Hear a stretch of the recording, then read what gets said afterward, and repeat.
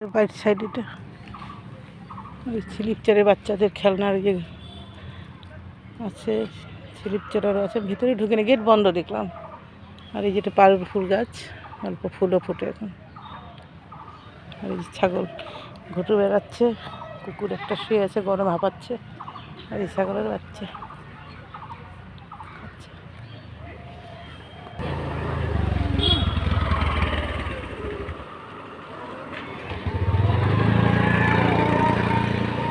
টোটো কুটি যাচ্ছে, হেঁটে হেঁটেও লোক যাচ্ছে।